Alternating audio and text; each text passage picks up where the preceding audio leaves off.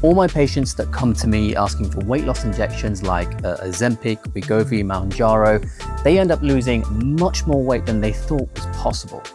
And they do it without using any drugs, and there's no essential requirement to go to the gym either. There's no trick, and I'm not exaggerating either. Here's how we do it, and I'll tell you how it can cause issues for you if you do it in an unsafe way too as well, after I describe the method. For each meal that's eaten, you need to try and work out the effect it'll have on your body in terms of the ratio in your bloodstream of insulin to glucagon.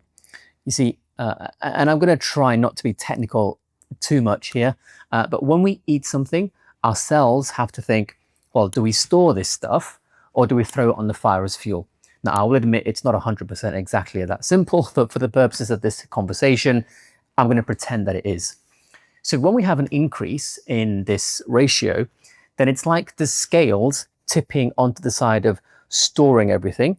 When it's lower, we don't store as much, and we tend to use up substrate as fuel by oxidizing it.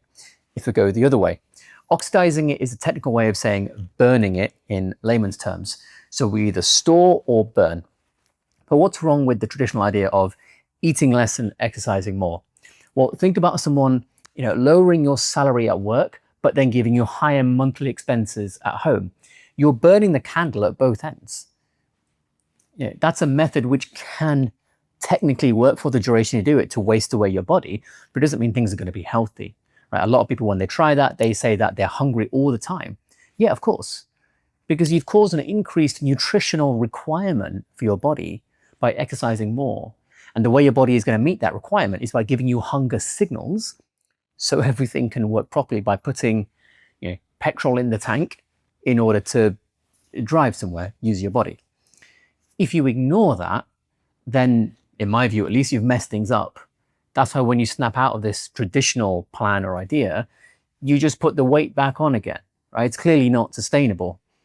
Whereas if I take myself as an example, I worked out recently that I have somewhere between 3 to 6 kilograms of fat per month. But my body fat percentage never changes from around 10 to 12%.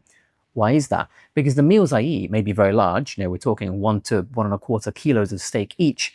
But because there's no carbohydrates, there's no need to increase the insulin to glucagon ratio in my bloodstream.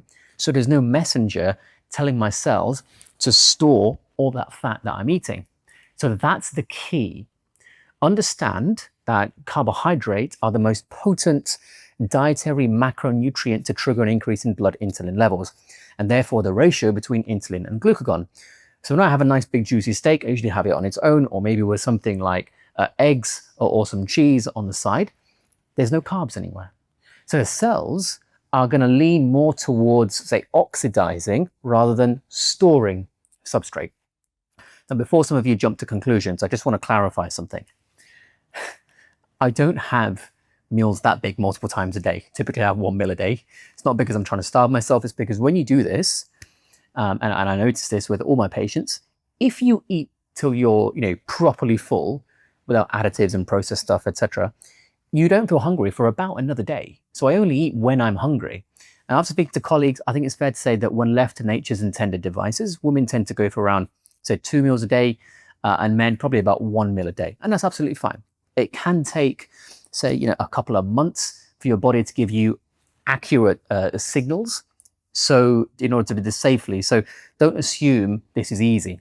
Some of you may think it's impossible to go without carbs and the cravings for carbs, and I fully understand that. There's lots to say about that too, but that's for another video, so that I don't go on for hours here. But I will say for now though, that once my patients get going, it's never an issue, right? It just seems like one when it's new and you've never done it before. When an overweight person does this, like I've said in this video, they're amazed like it's witchcraft or something, that they're eating more, but their fat is being oxidized off their bodies. It comes out in your breath, it's given off as heat as it's oxidized. It comes out in your urine as a fatty acid metabolized in our cells.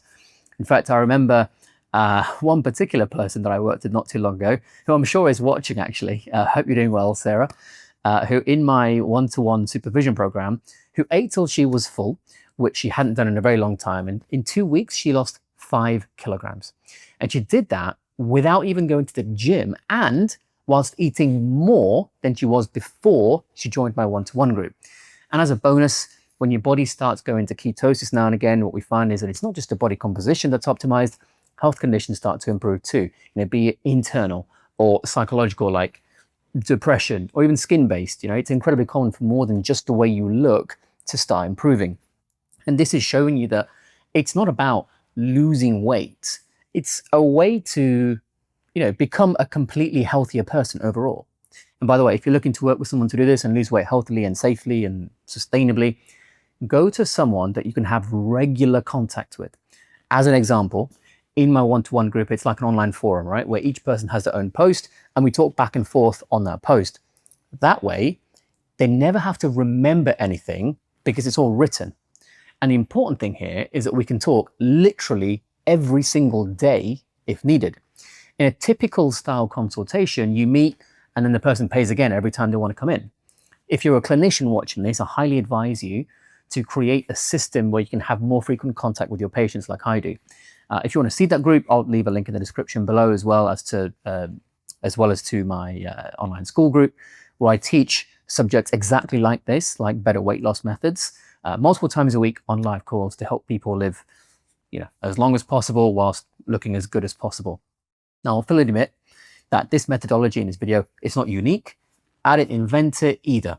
It's something that many colleagues of mine in this space also advise, and they all get the same results. There are also safety considerations taken into account. For instance, if someone is type 1 diabetic, we have to plan very carefully how we implement these steps clinically. If someone has a particular medication or medical condition, then we will need to take this into account before we implement all the steps here, etc., etc. Overall, the way I do it safely for my patients in my one-to-one supervision group is by taking a full medical and social history before making any type of treatment plan.